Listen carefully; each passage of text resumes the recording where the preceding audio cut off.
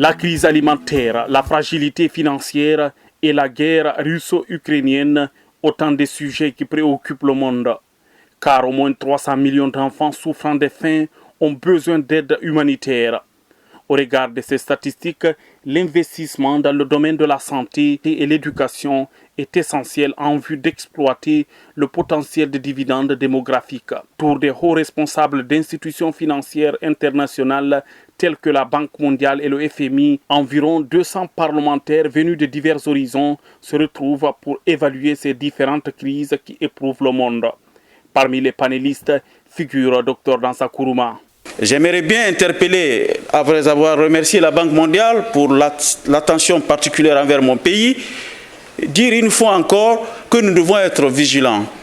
On parle de crise alimentaire, on parle de crise climatique, mais l'insécurité née du terrorisme aujourd'hui dans nos pays est un élément qui multiplie par 100 les risques causés, liés à la crise climatique. Donc c'est pourquoi, du haut de cette tribune, je voudrais que les pays, surtout les parlements, regardent la situation de ces pays avec discernement pour éviter le deux poids, deux mesures. Du haut de cette tribune, le président de l'organe législatif de la transition guinéenne présente les immenses ressources naturelles et les défis actuels de la République de Guinée. Le défi le plus important aujourd'hui pour mon pays, pour faire face aux risques qui menacent le continent, nous avons la crise énergétique. La Guinée peut être une plateforme appropriée pour régler la crise énergétique dans le golfe de Guinée. L'autre élément qui est important, la Guinée est un pays minier. Nous venons de signer l'accord cadre dans le cadre de l'exploitation du plus grand gisement de fer au monde, c'est le mont Simandou, avec un investissement de plus de 15 milliards de dollars.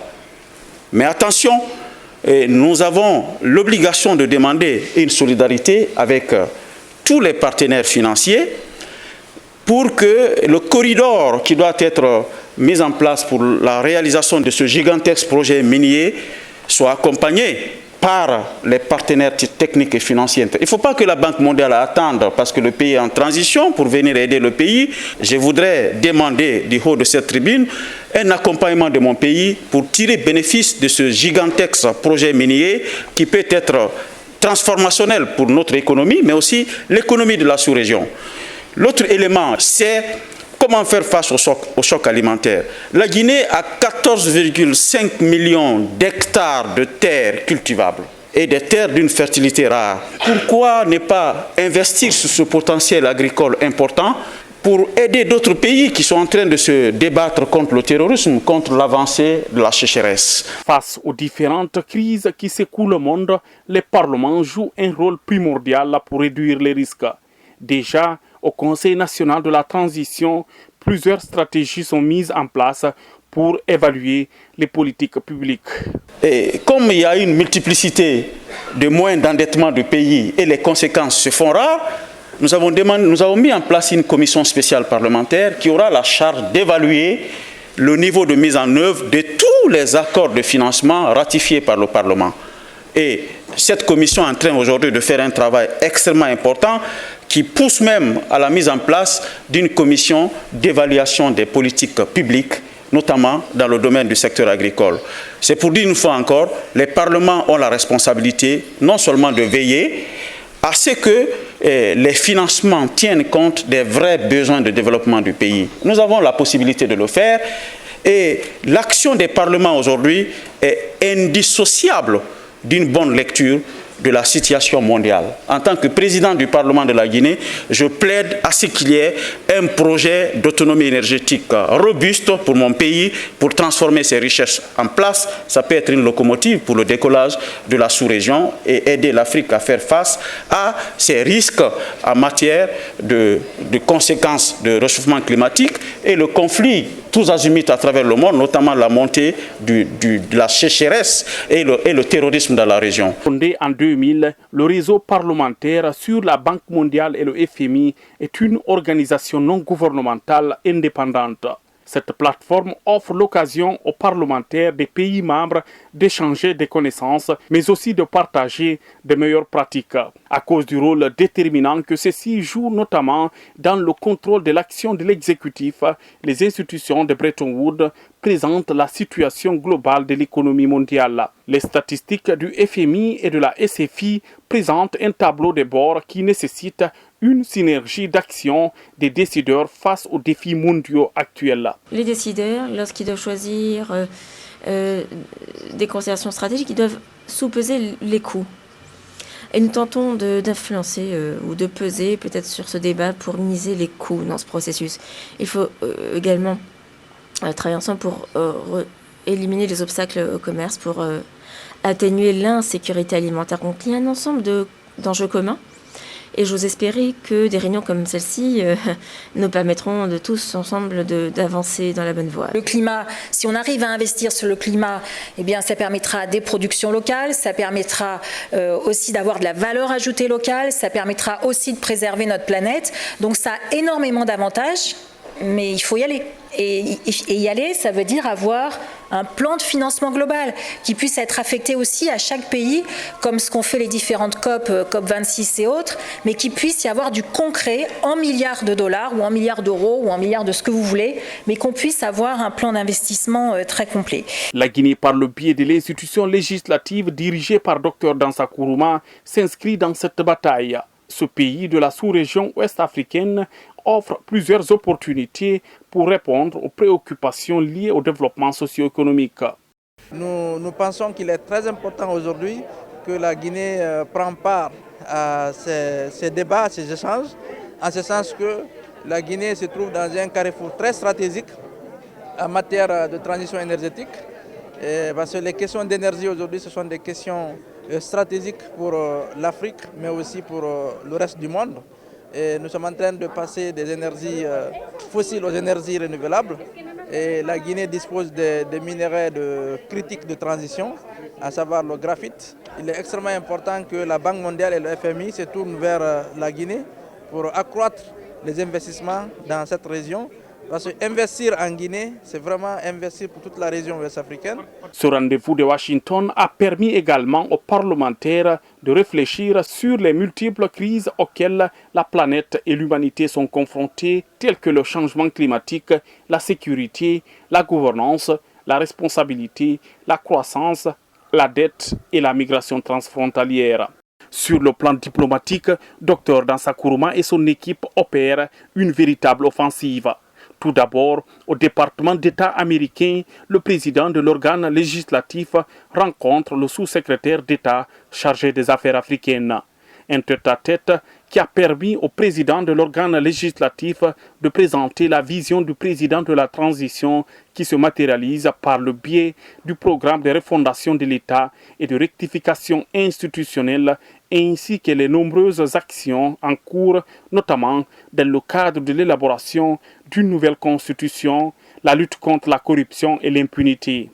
Michael Hitt a tout d'abord apprécié les résultats obtenus avant de rassurer Dr Dansa Kourouma de la volonté du gouvernement américain d'accompagner le processus de transition politique en vue d'un retour consensuel à l'ordre constitutionnel. Cette communication a apporté un éclairage supplémentaire sur la compréhension de la situation guinéenne, sur ses évolutions et sur la vision des acteurs de la transition.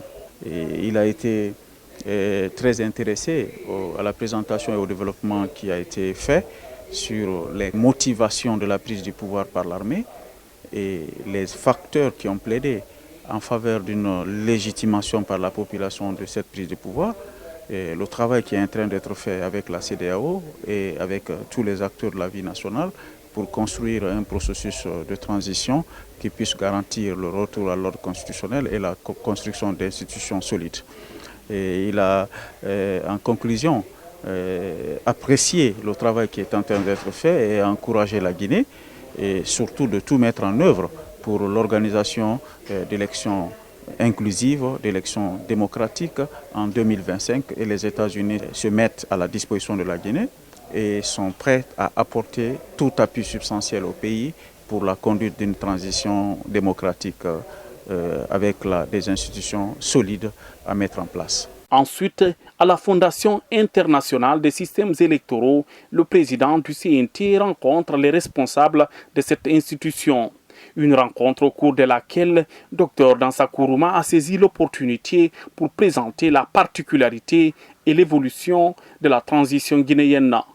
Au regard des enjeux et la volonté des autorités guinéennes à respecter les engagements, le président de la Fondation promet le soutien de IFES au processus de la transition. L'IFES va faire tout ce que nous pouvons pour soutenir la Guinée sur le chemin de démocratie que les autorités guinéennes ont choisi. La démocratie est quelque chose de très difficile pour chaque pays du monde.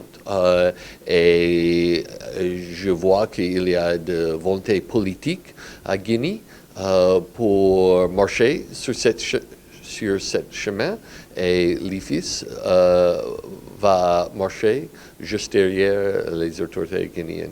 La Guinée et le NDI, deux partenaires engagés à intensifier leur coopération, surtout en cette période de transition. C'est l'objectif de cet échange entre le président de l'organe législatif guinéen et le directeur régional pour l'Afrique du National Democratic Institute. C'est une opportunité pour moi de renouer les contacts avec eux, mais aussi présenter la situation du pays sur le plan politique, mais aussi le niveau de mise en œuvre de l'agenda de la transition, et faire passer le message des autorités guinéennes sur l'appui qui est nécessaire sur le plan politique de la part du gouvernement américain et des institutions américaines pour aider à construire un processus démocratique solide et irréversible dans le pays. Parce que les élections sont une étape très très importante, mais la construction des institutions en est aussi. Et NDI est disposé à accompagner le pays et nous allons cheminer ensemble pour mettre en place les instruments qu'il faut pour garantir l'ordre constitutionnel en Guinée. Cette institution internationale promet de renforcer la collaboration et d'apporter son expertise au programme de réforme constitutionnelle pour une meilleure gestion du chronogramme de la transition guinéenne. Nous avons eu la chance que le gouvernement américain, à travers USAID, qui est l'Agence internationale pour le développement, ait accepté de continuer à financer les activités du NDI en Guinée.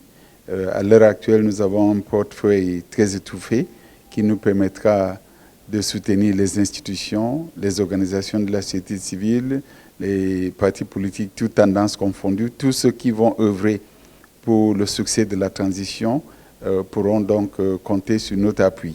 Également au siège du Fonds monétaire international, la délégation guinéenne rencontre l'administrateur pour le groupe 2 Afrique du FMI. Plusieurs sujets ont été abordés. Il s'agit par exemple de la multiplication des efforts pour aider la Guinée à réussir cette autre phase de son histoire. Avec cette offensive diplomatique aux États-Unis d'Amérique, Dr Dansa Kourouma poursuit son agenda d'ouverture de la Guinée au monde avec l'ambition de renforcer la coopération et de présenter les acquis et les grands chantiers de la transition.